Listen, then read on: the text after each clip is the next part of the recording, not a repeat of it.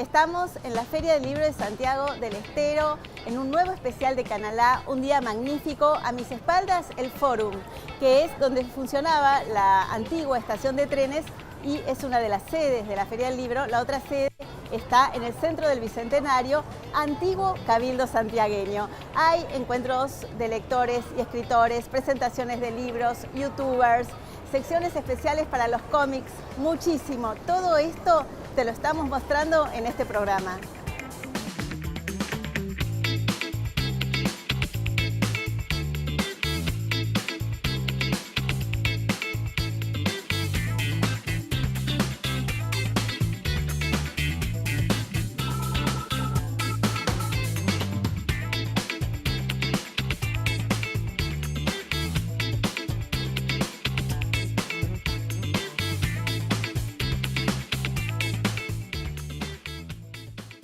Feria del Libro de Santiago del Estero tiene una de sus sedes en la Casa del Bicentenario, en el centro del Bicentenario, y estamos con Cristina Campitelli, que es su directora. Bueno, sí, estamos aquí en la Feria del Libro Infanto-Juvenil de cómic y cómic en el Centro Cultural del Bicentenario.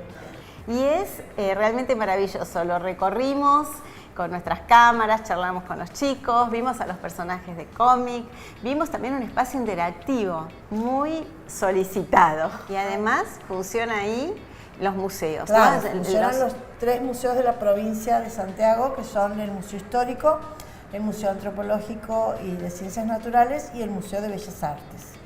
En su parte antigua, el Museo Histórico, y en la parte, digamos, nueva, del Centro Cultural, que se inauguró en el año 2010. Y se nota que es un lugar muy recorrido también por los santiagueños y por los visitantes. Sí, muy, es un lugar, digamos, como, a ver, si pasas por Santiago tienes que pasar por el Centro Cultural, es un edificio muy lindo, antiguo, está al frente de la plaza.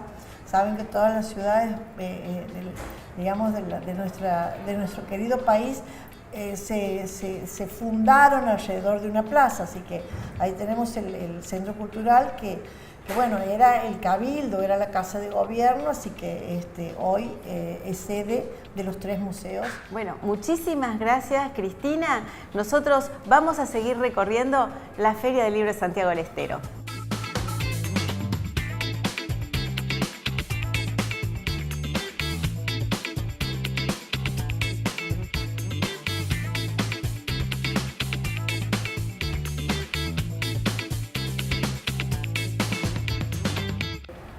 Estamos con Selva Almada, una de las escritoras argentinas más reconocidas y que se ha lanzado también a una aventura, digamos, editorial, una aventura literaria, una aventura librera. Hola, Selva, ¿cómo estás? Hola, ¿cómo estás? Bien, y bueno, interesadísima con esto que es Salvaje Federal, ¿no? Sí, bueno, Salvaje Federal nació como una librería, pero rápidamente se convirtió en un proyecto bastante más amplio, que, bueno, con el foco puesto en la difusión de la literatura que se produce y que se edita en las distintas provincias del país. La página es Salvaje Federal. salvajefederal.com. Y empezó siendo un proyecto, digamos, virtual, pero ahora tiene sede también. Claro, porque empezó la pandemia, así que no teníamos mucha otra opción que arrancar con una librería online.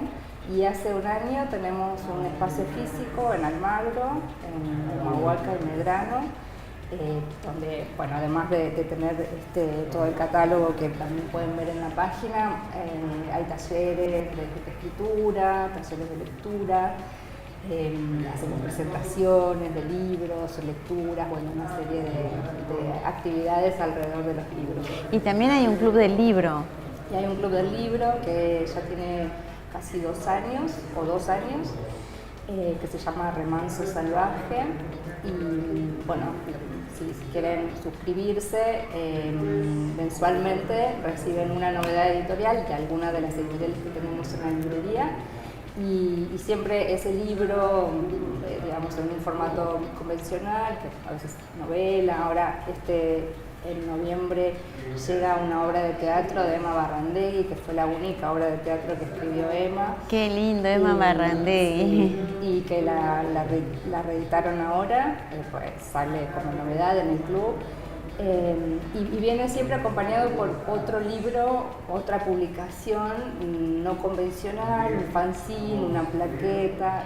Así que los lectores de todo el país deben estar también contentos, me imagino, porque se amplía la posibilidad lectora. Nosotros tenemos grandes editoriales y tenemos editoriales independientes, pero a veces conocerlas se hace más difícil y Salvaje Federal parece apuntar a que se conozcan las editoriales más pequeñas, las editoriales de las provincias. Hace mucho te entrevisté por tus primeros libros y resaltábamos esto de una chica de provincia. Selva Almada se definía como una chica de provincia que escribe sobre una literatura que tiene que ver con la provincia, que tiene que ver con el río, que tiene que ver, bueno, No es un río, es tu último libro precisamente, pero que escribe con personajes, con protagonistas masculinos, ¿no?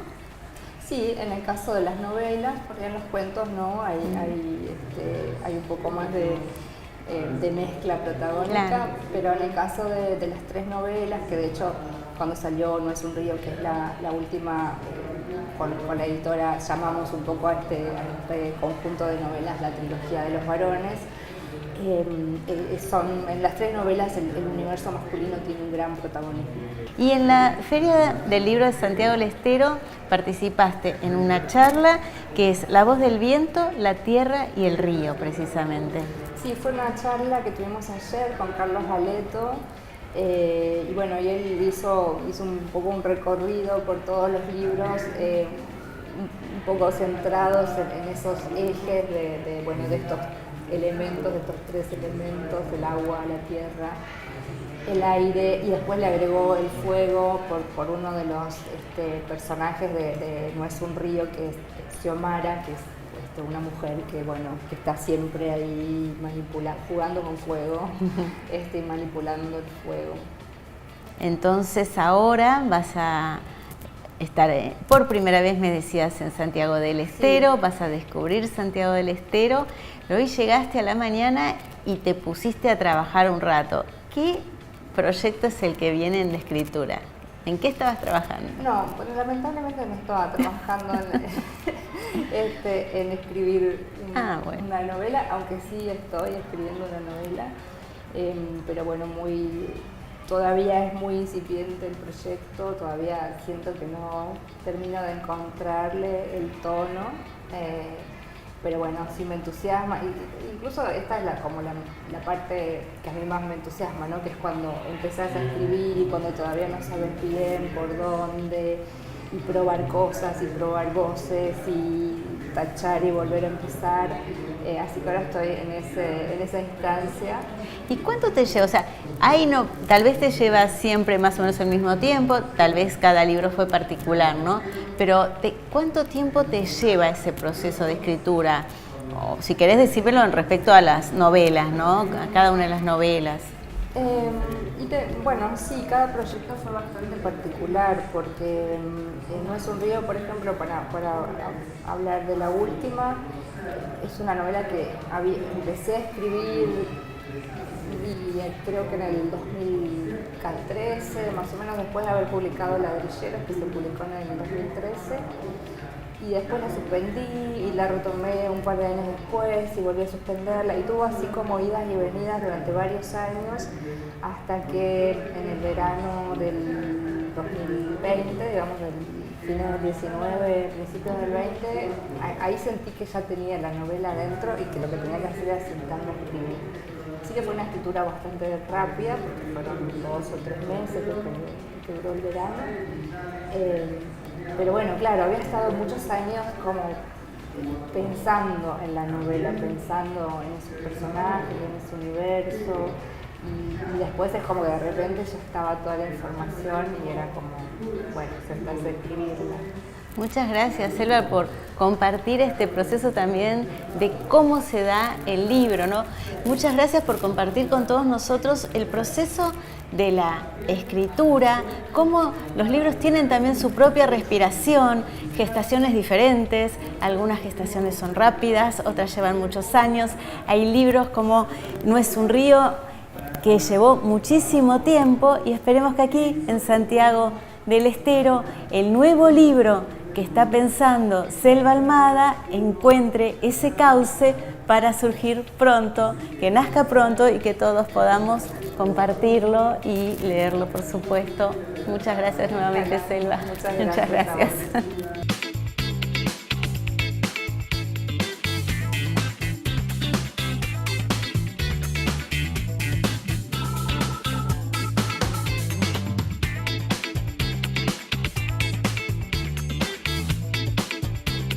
La inteligencia artificial llega a la Feria del Libro de Santiago del Estero y acá estamos con Gala Caccioni, que es periodista especializada en tecnología y bueno, hiciste una experiencia muy linda con los participantes. Sí, hoy estuvimos acá en la Feria de Santiago, hermosa feria. Hicimos una entrevista a una inteligencia artificial, a ChatGPT, que es como el chatbot del momento que todo el mundo usa, pero no sé si muchas personas lo usan para preguntarle, por ejemplo, cómo funciona. Entonces estuvimos ahí viendo un poco cómo funcionan estos sistemas de inteligencia artificial, que en realidad son grandes modelos de procesamiento de lenguaje, que detrás de eso tienen redes neuronales, que utilizan aprendizaje automático y aprendizaje profundo, cosas que si yo sigo hay mucha tela para cortar, pero empieza a aburrir. Entonces intentamos hacerlo de una forma dinámica y jugar un poco también con sus posibilidades creando textos. Claro, porque la experiencia era esa, relacionarse con el chat y preguntarle acerca de sí mismo a la inteligencia artificial, ¿no? Algo que me parece novedoso, porque siempre se le pregunta información sobre tal o cual tema, pero acá Claro. le preguntaron sobre sí mismo. Sobre sí mismo y también le preguntamos de cosas, porque la inteligencia artificial, que parece que sirve para todo, tiene sus limitaciones. Entonces, cuando de repente no sabe algo, sobre todo ChatGPT no es un sistema que esté constantemente buscando información, sino tiene información actualizada hasta el año pasado. Entonces le empezás a preguntar cosas de actualidad y cuando no sabe te empieza a inventar. Eso es lo que se llaman las alucinaciones. Bueno, esto es súper interesante porque no reconoce sus errores, miente. No sería una buena pareja la inteligencia artificial porque la tenés que estar chequeando todo el tiempo.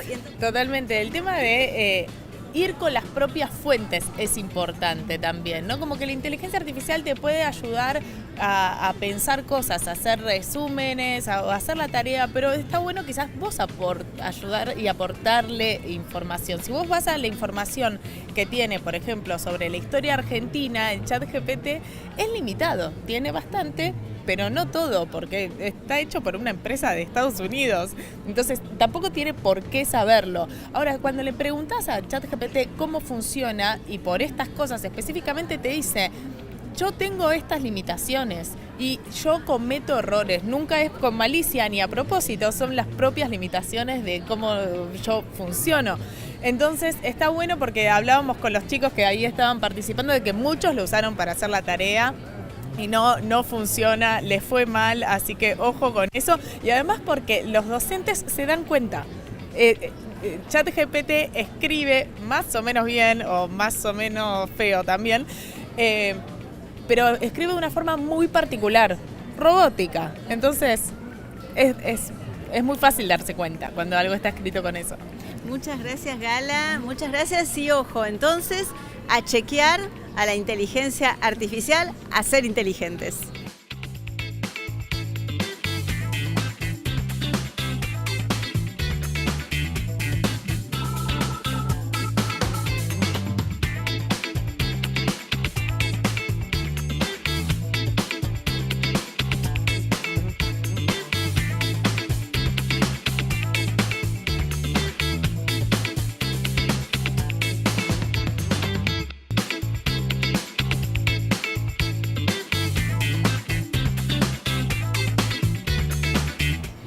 Estamos en la Feria del Libro de Santiago del Estero con un tucumano que viene mucho a Santiago, es Fabián Soberón. Nos va a hablar de sus libros y también de otras actividades, porque, bueno, Fabián, muchas gracias por el encuentro, pero sos una persona que se dedica a muchas actividades dentro del arte. Bueno, sí, me dedico al cine, sí, hago cine, hacemos cine. Ahora mismo estamos con dos proyectos, dos películas muy distintas entre sí. Y ahora nos encontramos en la feria a punto de presentar Naranjo Esquina. Naranjo Esquina, una novela muy especial. El protagonista, bueno, vamos a ver primero si es novela. Vamos al protagonista. Va a buscar a su ciudad natal algunos datos para resolver una situación, pero son 35 relatos que podrían verse como una novela. Sí, efectivamente son 35 cuentos o relatos breves que tienen como núcleo el personaje de Augusto Rodríguez, que es un periodista que vuelve a su pueblo, a Naranjo Esquina, que es un pueblo imaginario. Si bien es cierto el nombre alude a un pueblo existente ahora, a un caserío en realidad cerca de Juan Bautista Alberdi, al sur de Tucumán, pero vuelve a ese pueblo imaginario, que se llama Naranjo Esquina, a averiguar qué le pasó a su padre, cómo murió su padre, si alguien tiene una información que él, bueno, no tiene hasta ese momento, y así se encuentra con los distintos personajes del pueblo, entre ellos alguien que lo quiso mucho y aún lo quiere, que es un verdulero anarquista que se llama Eduardo Jasper, de origen inglés, y Jasper de alguna manera le abre las puertas de otros senderos, de otros caminos, que él va a recorrer en pos de lo que va a buscar. En ese caso mi libro trabaja con un imaginario, con una serie de ideas, creencias, relaciones entre las personas que son comunes, me atrevo a decir, a todo el norte argentino, porque es un pueblo donde aparecen personajes como una monja muy particular, una mujer que defiende o que busca defender ciertos derechos en contra del cura del pueblo que es una persona acusada de ser pedófila, y aparece un ex dictador que se llama Bessi, que vive aún en el pueblo y que por supuesto mantiene vínculos con el ex intendente también, que fue intendente en la época de la dictadura. Entonces aparecen una serie de cuestiones que son comunes al norte. Se da tal vez eso de pueblo chico, infierno grande, ¿no? Donde la convivencia a veces es obligada. En una gran ciudad las personas que no son afines pueden estar bastante separadas. En los pueblos eso es más difícil, ¿no?, que ocurra. Efectivamente, como ocurre en los pueblos reales, digo, porque este es un pueblo imaginario, las personas se conocen y además conocen sobre todo las historias y circulan distintas versiones sobre lo que pasó. Y sobre eso está montado el libro, porque hay muchos personajes en 35 cuentos, pero los personajes entran y salen de los distintos cuentos, o sea, reaparecen. Y eso es lo que hizo que algunos críticos, algunos lectores, algunos reseñistas dijeran del libro que se puede leer como una novela. Y vos haces cine, documentales, sos director. ¿Cómo construís la literatura? ¿Tenés también esa idea como de montaje? La literatura para vos es algo que tiene que ver también con lo visual, con el aparecer. Sí, el primero que hizo un montaje en una novela es Flaubert, y cuando yo leí Madame Bovary, sentí que encontraba, por supuesto como nos pasa a todos los que leemos a Flaubert, alguien afín en el sentido de que había usado de una operación cinematográfica, típicamente cinematográfica, que es la del montaje paralelo, en una novela en el siglo XIX. Y si además avanzamos con Flaubert en Bouvard y Pécuchet, ahí hay una especie de impugnación de la idea del montaje en términos realistas, y hay una vuelta de tuerca respecto de esa operación. A mí eso me interesa en particular, o sea, cómo uno puede encontrar un eco de ciertas operaciones, de ciertas herramientas de las que provee el cine y que pueden ser llevadas a los textos escritos, y a su vez a la inversa, como ciertas actividades que uno, o ciertas destrezas que uno adquiere o puede adquirir como lector y como obviamente autor, como escritor, puede pensarlas en otros términos en el área audiovisual. Esos vasos son los que me interesan. Yo quizás soy un poco más escéptico respecto de que la única fuente de aprendizaje es la experiencia. Me parece que los escritores aprendemos... No, por supuesto. Aprendemos de distintas maneras, y sobre todo hay que ver cómo eso penetra en la producción y en la escritura concreta. Porque yo intenté, no sé si lo logré, pero intenté que el narrador tuviera cierta distancia respecto de lo que narraba, una especie de frialdad por momentos, ¿no? Y eso yo no lo aprendí en mi experiencia como ciudadano de un pueblo cercano a Naranjo Esquina. Eso lo aprendí leyendo Claro. a Faulkner, ¿no? Pero yo no iba tanto a eso, que por supuesto el escritor generalmente es un muy buen lector. El buen escritor generalmente es un buen lector. No sé, serán escasos los casos en que un escritor salga de la nada, ¿no? Escribo un libro y me pongo a escribir y sale un buen libro. Bueno, no es tan sencillo. Pero digo, la experiencia sirve, pero también encontrar esa respiración, como hablamos algunas veces con algunos escritores, que da la pertenencia, ¿no? Y que tal vez, no sé si alguien que viene desde la ciudad a un pueblo lo hace con sencillez. Tal vez del pueblo a la ciudad, no sé por qué, pero a mí se me antoja, y tal vez estoy totalmente equivocada, que es un tránsito donde después esa vorágine, bueno, te toma y vos o sos parte o te tenés que sentir expulsado, ¿no?, de las grandes ciudades. Yo mientras te escuchaba pensaba en que yo pasé por las dos experiencias. ¿En qué sentido? En que escribí un libro que se publicó en el 2017 que se llama Cosmópolis, y es un libro que escribí sobre la ciudad de Nueva York. Entonces, quizás ahí se dio esta experiencia que vos decías, de alguien que nace o vive en una provincia, va a una ciudad como Buenos Aires o como Nueva York, ¿no?, y escribe sobre esa ciudad. Y tuvo que pasar mucho tiempo para que yo escribiera sobre Naranjo Esquina. En realidad, llevo escribiendo 30 años, ¿no?, y recién ahora escribo sobre un pueblo. Es curiosa, digo, por lo menos a mí me parece curiosa en mi historia como autor, quiero decir, recién ahora escribo sobre un pueblo, ¿no? Antes quería escribir sobre Nueva York, sobre Buenos Aires, sobre otras ciudades, y en realidad yo diría que me llevó toda la vida escribir sobre un pueblo. Cada libro, cada historia hace su recorrido. Muchas gracias, Fabián, por este encuentro. Y seguimos entonces nosotros en la Feria del Libro de Santiago del Estero.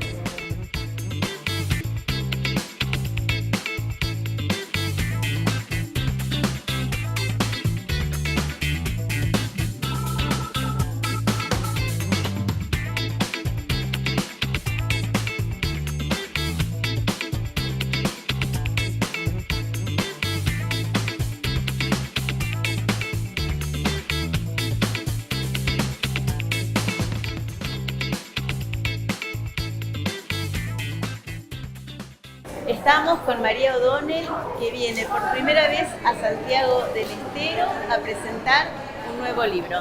¿Cómo estás, María? Muy bien, muy contenta de estar acá, muy lindo el predio y siempre es lindo